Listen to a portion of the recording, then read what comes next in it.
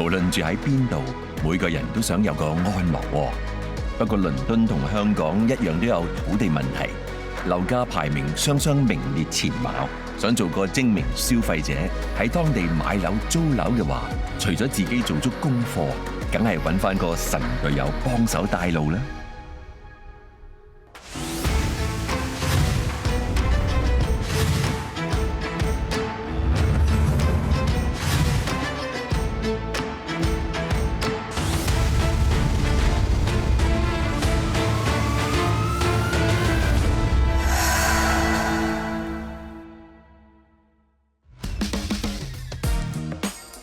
久唔久我都會收到一啲英國地產嘅廣告嘅嚇，咁有唔少香港人咧都喜歡喺外地置業嘅，當然包括英國啦。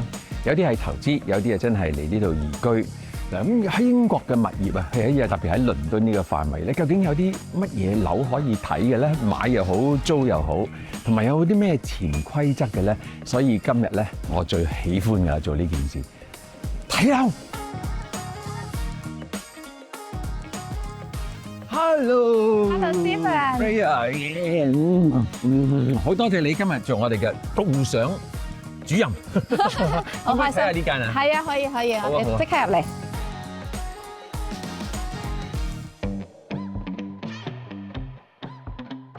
哇，好特別喎！我哋依家咧就係去到呢個 Kensington 呢個 Leslie Mills，一個 Mills House， 啱啱全新裝修過嘅。咁呢度都幾好啊，幾光猛啊！賣嘅時候係咪連啲家私一齊賣？可以嘅，因為其實佢個 furniture company 佢嗰個 interior design 可以包埋咯，係啦。但係呢度我留意出邊就冇停車位嘅，咁泊車係點咧？呢一個咧其實佢係可以攞到個車牌嘅，就係個 permit 就係 Royal Borough of Kensington of Chelsea， 所以成個 Kensington 嘅區你任泊，就算你去行街去 Harrods 個出邊你都可以泊嘅。係嗰啲叫做residential 嘅 permit， 係啦 ，residential 你喺度住，咁你就係有泊街啦。咁可能其他有啲可能淨係一兩條街，但係呢一個咧就係非常之好。其實呢間屋最貴嘅就係個車牌，係啦。呢個樓盤係罕有嘅新起聯排別墅 Terraced House， 一共有4層。一入屋就係客廳，樓底高，空間大，就算招呼成班親朋戚友都完全冇難度。哇，好寬敞喎 ！Open kitchen， 所以你同埋你有朋友過嚟咧，咁你喺度招呼朋友啊，坐喺度傾下偈啊，都好開，即係好舒服咯。係，咁呢度又可以係個 breakfast bar table 啦。breakfast bar 係啊，冚唪唥都 built in 㗎嚇。好 full size 嘅一個冰箱啦，同埋 freezer full size。酒櫃咧？酒櫃都有2個添。哦，OK，呢度唔少得酒櫃。雖然我哋喺 lower ground 啦，咁佢做咗呢個 skylight 就係成間好光猛咯。哦，呢個主人房嚇，即係套房有自己嘅一個主人套房，係啦。呢個應該係 walk-in closet。係啊，成排都係嘅。夠唔夠你擺衫？唔夠。唔夠。不過唔緊要，呢度係3間房㗎嘛。呢個3間房係啊，樓上仲有2間房嘅。OK， 一共幾大啊呢度？總共係2100尺，3層加埋啊。但係呢度唔興講幾多尺㗎，佢係話 2 bedroom、3 bedroom。佢有3個套房，咁3間都係套房嚟嘅。3個都係套房，同埋佢呢一間咧，佢就係有空調，係好少啊好少，好少有空調。係啦，同埋佢有 underfloor heating。呢個好啊！咁個 underfloor heating 喺洗手間都有冇㗎？都有嘅，都有成全屋嘅。哇，好正啊！呢度望出去嚇，即係呢度以前就係馬房嚟㗎嘛。係啊 ，Mills 係以前係。咁其實佢都係抄翻好似 Mills 呢個建築風格嘅啫，係啦。咁但係入邊所有嘢全部係全新嘅。好舒服啊！呢度仲有個少少嘅角落頭嚇，可以喺度啦，睇下書，咁啊聽下音樂咁樣啦，幾好。幾多錢啊？3.95 mil， 395萬英鎊。自己算都成4000萬港紙嘅喎，都幾貴嘅喎。我哋喺 Kensington 喎 ，freehold house 喎。哦 freehold 嘅。係啊 freehold house。咁 Kensington 係好唔同嘅。係啊，仲有2個 parking permit。2個。2個，呢一間有2個。你嗰個 parking permit 都好值錢。大概開車10分鐘到 Kensington Palace， 咁其實嗰度就已經係最貴嘅地方啊，差唔多。咁跟住呢度行路都可以行到去 Kensington High Street 咯，所以你好難揾到一個咁 central 嘅一個位置去。仲係新整嘅，仲係一個新整嘅，因為如果你基本上其他嘅一啲 house 嘅話，裝修嘅成本非常之貴嘅，咁其實本身一個 flat 嘅價錢都已經可能去到200萬㗎啦，100幾200萬，睇下佢新舊程度。睇咗賣盤，我哋轉移陣地，嚟到倫敦尊貴嘅黃金地段 Kensington 觀摩豪宅租盤，一個位於頂樓、面積1335平方尺嘅2房單位，仲係連天台嘅添。Freya 呢度好特別啊嚇！食飯客廳就喺呢度啦。上邊有個 attic。呢個係個租盤啦，咁係有冇 short let 啊、long term 啊咁樣？係啊，呢個長租嘅話咧就係6500磅一個月，跟住如果短租嘅話咧就係9750，差唔多成萬磅一個月。咁貴嘅？係啊，梗係啦！呢個地區好貴嘅，物有所值，因為我哋同嗰個Kensington Palace 隔咗一條街嘅啫。即係 Prince William 同埋 Kate 嗰度係咪？係啊係啊，同埋直落咧就係 Kensington High Street 啦。咁 Kensington High Street 乜嘢都有 ，Whole Foods 啊，所有嘅 Waitrose 啊，全部都有。跟住呢度後邊隔離街都有Palace Gate， 有一啲細嘅 boutique 嘅餐館都好方便。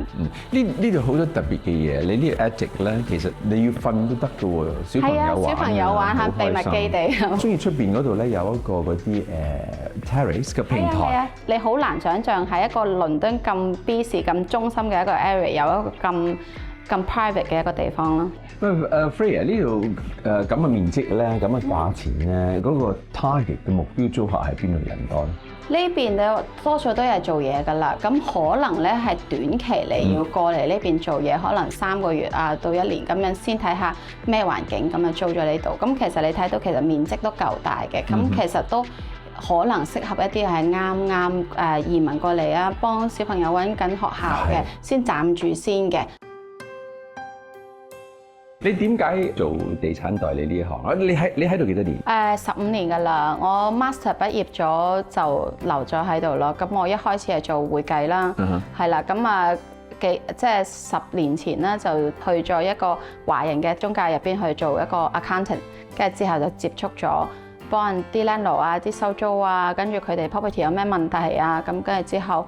我嘅租盤同事佢話，即係因為我哋新聞好忙嘅，咁我租盤同事話：你幫我去睇一睇呢個樓啦，咁我就咁樣接觸咗啦。有一句説話咁講嘅，廣東人你好明白啦，隔山買牛嚇，係即係譬如我未必喺倫敦，未必喺英國，我走去買佢嘅物業，可能係投資，又或者諗住自己放假嚟住下，又或者真係想過嚟長住，咁有啲乜嘢陷阱？或者要留意嘅地方，即係其實唔係陷阱嘅，咁即係你冇實地睇過嘅話，咁如果英國嚟講倫敦咁佢又比較舊樓比較多啦，咁所以傳統嚟講咧就好少話隔山買牛係買舊樓嘅，多數都係去展銷會啊，可能有啲新樓，因為有一啲發展商佢個交樓標準比較好，咁同埋你一入去即係攞個喼就可以入住啦，咁就比較方便啲咯，係咪啊？咁但係你話即係舊樓，其實呢幾年即係啲人都多咗嚟，即係唔想買錯，要真係睇過，要實地睇樓嘅。咁佢哋再去睇究竟我要買二手樓啊，定係買新樓啦？咁其實就其實英國嘅市場係非常之透明嘅。咁因為你買嘅過程中，你有買賣雙方各自有律師啦，咁你嘅律師會代表你去幫你查契啊，所有嘢啦。咁同埋你有，如果你要 mortgage 咁有 mortgage broker， 咁如果你要即係一間屋嘅話，有測量師啦，咁佢會幫你估價啊，同埋睇下嗰個 property 特別舊樓睇下有冇一個 structure 嘅問題啊咁樣咯。但係喺度講到租啊嚇，或者買都好啦。如果啱啱嚟到嘅人咧，你會唔會建議佢即係都係喂你係住定咗一排，你先至，尤其是係買咧，先至揀買咧？咁其實都係睇翻個人佢嘅選擇啦。咁睇下佢對嗰個地區佢熟唔熟悉啦？因為始終講真，你英國嘅租金都貴噶嘛，係咪？英國倫敦嘅平均租金都已經去到560幾磅一個 week 㗎啦，所以一個月都兩三千磅㗎。咁對於買樓嗰方面有啲咩要注意咧？需要做按揭啦，咁各方面。按揭嘅話，其實英國嘅按揭同香港其實都幾唔同下㗎。首先佢有分 residential，就通常就係你自住嘅一個，主要係睇你嘅收入嘅。你嘅收入嘅5倍啊，英國嘅收入或者海外嘅收入，有啲銀行都可以做到嘅。咁但係亦都有另外一種咧，就係 buy to let 嘅一個 mortgage。咁嗰個係出租嘅。咁佢主要咧就係睇翻，即係當然你要有基本嘅一個收入要求啦，再加上就係睇翻個每個月租金係幾多。咁嘅如果通過壓力測試，咁就 OK 㗎啦。基本就係呢兩種。咁當然啦，有一啲係你喺英國有好多唔同嘅物業嘅話，咁佢可能有一啲銀行，有啲私人銀行可能重新佢會幫你睇翻你個成個 portfolio 點樣去借錢俾你嘅。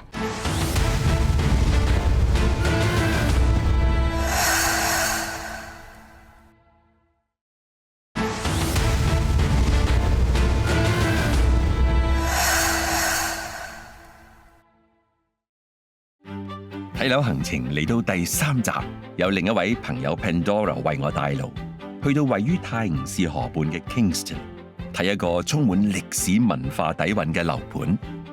個 Pandora 好震撼，呢度係歷史建築嚟㗎係嘛？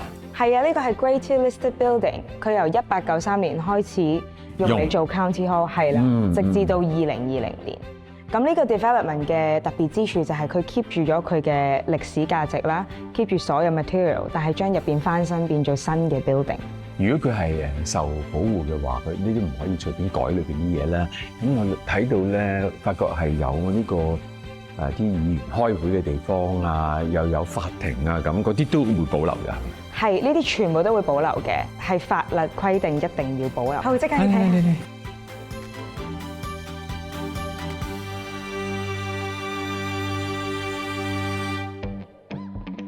哇！好明顯呢個一睇咧就知道係個 court room 啦，係咪法庭嚟嘅呢度？係啊，呢個就係講 guilty as charged 嗰度啦。No case to answer 都得嘅。Also，嗱對面就應該係嗰個嘅受審嗰人啦，係咪？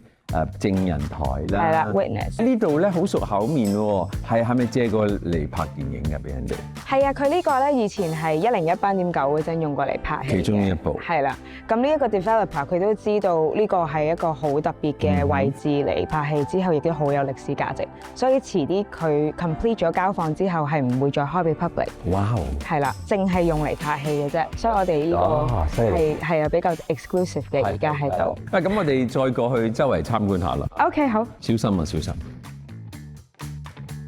Pandora 一睇咧，呢度知道係個議會室啊，見到 Council Chamber， 即係議會喺度開會。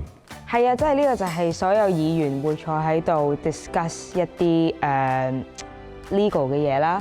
咁最近2020 Boris Johnson 都喺度開個會。哦，咁我可以想像到嗰個主席啊，或者唔知係咪叫 Speaker 嘅主席咧，就會喺上面話。Order! This house is like a jungle。我覺得嗰個好似係隔離，係咩？嗰個好似係隔離 Silence 嗰度。呢度純粹係傾偈嘅啫，但係都應該會炒得好熱嘅。如果唔啱傾到，我哋有好多客人都係local 啦，好欣賞呢一個 historical 之後就係買咗佢咯。所以佢入邊啲 layout 其實有啲係獨一無二嘅 ，which 我哋其實今日有個 showroom 可以俾你睇，得2個單位係喺嗰個 corner 度嘅啫。哦，好。呢個樓盤最特別嘅地方就係將超過130年歷史嘅舊建築修復活化，改建成一個融合英倫古典同現代奢華嘅高級住宅，合共提供264個單位。Pandora 呢度真係好有特色啊！呢一區係 Kingston 啊，係。我見到嚟嘅時候咧，有 Kingston University。佢哋 law 啦、business 都係比較出名嘅。咁呢一邊其實有好多海外啊，特別係其實香港人好中意嚟呢邊，因為 family 比較多，佢哋啲家庭其實都係為咗小朋友讀書先過嚟。我見到樣就係由 Kingston High School 都喺隔離附近嘅啫。係啦。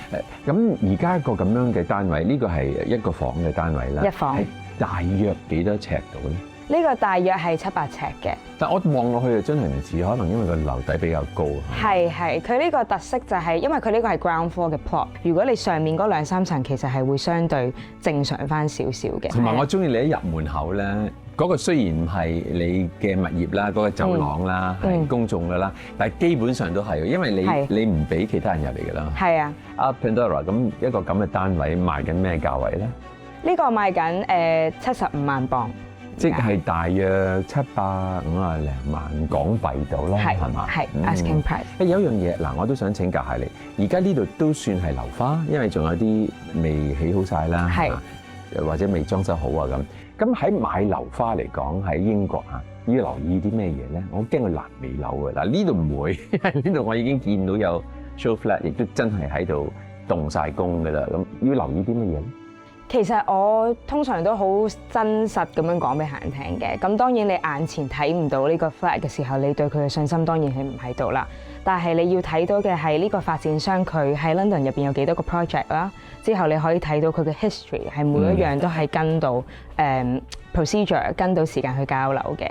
咁呢一個就係2027年 Q4 交樓。其實呢一個 developer 喺 London Square 喺 Wimbledon，which is 係大概20分鐘到揸車，都有另外一個 project。咁之後佢哋喺 Wandsworth Common 都有另一個 project， 都係 South West 呢個 area。所以佢係一個好promising 同埋一個好出名嘅 developer， 佢哋係有佢嘅誠信咯。咁但係買樓花另外一樣就係，即係除咗當然有呢啲人擔心啦，但係有另外一個好處就係，如果譬如有 family 喺香港住啊，之後要搬過嚟，但係唔想租樓，想 settle 咗，咁我哋都可以俾同你有 interactive 啊 live call 啊，同你講啊解釋翻成個樓盤係點樣。咁你只需要10% 就可以 exchange 啦。咁你剩低就交樓先至俾。告別百年古蹟大宅，第4站嚟到 Kingston 火車站對面，參觀以現代 co-living 共居概念為主打嘅租盤，成個項目提供212個單位。Freya 呢度就好近嗰個嘅 Kingston 嘅火車站啦。呢一棟樓咧係唔係唔賣？係啊，係 build to rent 長租公寓，所以佢唔會賣出去，所有都係 studio 嚟嘅。有幾多個型號啊？幾多型號啊？佢有4個唔同嘅房型啦，但係都係有大有細啦，都係 studio 咁嘅形式，所有都有自己嘅廚房啊，同埋套廁咁樣咯。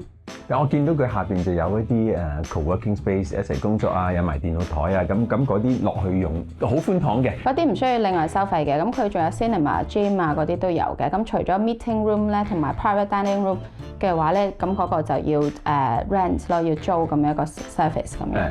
我仲好特別見到有度咧，係俾啲租客去租啲打機同埋吹氣嗰啲床，即係有人如果嚟瞓就可以。係啊，即係好明顯你睇到佢嘅租客嘅嗰個羣體就係非常之後生啦。咁樣如果有需要任何一啲可能打機少咗個機制嘅話，就可以即刻租都有嘅。呢咁近火車站。嗰個網絡係去邊嘅咧？個火車個網絡咧，佢可以去翻 Waterloo 嘅，係啦，就大概半個鐘就去到 Waterloo 噶啦。咁樣就好市中心啦。或者如果你想轉車嘅話，就喺 Clapham Junction 就去到嗰個位就可以轉到好多唔同方向，就轉翻去 Victoria 都得嘅。有冇得短租㗎？呢個基本上因為都係一樣，都係短租，都係12個月起啦。咁但係一樣咧，都係依家2個月 notice 都係可以走嘅。咁當然啦，你簽12個月咧，有時佢係會有俾少少係 rent free period 咁樣有少少 discount 俾你咯。我見到嗰啲面積都差唔多大，即係分別唔係好大嘅啫。係啊，100幾尺到200幾尺。係啦，幾多錢度啊？最平嘅話1500幾磅到2000幾磅都有。搶唔搶手係呢啲？呢啲都多人租嘅。咁呢度近 Kingston University 啊嘛，除咗 University 仲有 college 啦，所以係比較啱嗰啲年輕人。就算佢哋畢咗業之後，跟住可能啱啱揾工啊咁樣，其實呢度都係比較適合佢哋去過渡，同埋一個啱啱創業嗰啲人咧，咁佢哋 work from home 啊，喺下邊做係自己 project 都係好適合咯。嗱，今日我哋主要都係睇咗 Kingston 呢度啦。咁附近仲有啲咩特別嘅樓盤香港人特別有興趣嘅咧？係啦，因為Kingston 附近啦，佢有 Surbiton 啦，有 New Malden 啦。New Malden 就即係大家都熟悉嘅韓國城啦，去中意買嘢都食嘢啊，都會去嗰邊。同埋其實New Malden 個校網都係比較好嘅，同埋最緊要佢其實價錢比較親民啲啦。係啦，有啲70零萬都可以買到個 house。咁其實好 common 咧，嗰啲就係有啲香港人啱啱搬過嚟嘅話咧，就可能先租住喺嗰啲地方啦，先睇睇咩環境，跟住再買嘅咁樣。Chelsea 啦、Fulham 啊嗰啲都貴嘅，咁再過少少嘅出食又係點？哦，係啊，其實出食嘅話咧係嗰個環境非常之好啦。喺倫敦嘅西面嘅話，其實好多就業機會同埋呢啲大公司其實都係喺出食附近嘅，所以嗰邊咧嘅一啲屋咧，同埋嗰啲住嘅人群都係非常之唔錯咯，都好適合大家可以選擇嘅一個地區啦。嗱，老實講，每一次翻到嚟英國呢度嚇，或者倫敦同啲朋友嚟咧，睇下佢嘅環境啊、生活環境啊咁啦。大家唔知其實倫敦係好大嘅，唔係淨係個 Central London。係出邊仲有好多唔同嘅範疇，好多唔同嘅區域都有佢嘅特色。如果你都想置業嘅話咧，我覺得你揾一間信得過嘅地產代理係比較好嘅。你自己就咁去揀，自己就咁去買嘅話，你又唔知嗰間代理你信唔信得過啦。同埋你亦都未必知道啊，你唔喺嗰度生活，你未必知道一啲好細節嘅。佢係可以個區係好靚嘅區，呢條街係好好嘅樓價，但係你買街頭同街尾或者隔一兩條街。個 neighborhood 係點啊？嗰度有啲乜嘢特別嘅嘢係可以有天淵之別嘅，因此揾一個信得過嘅代理咧係非常重要。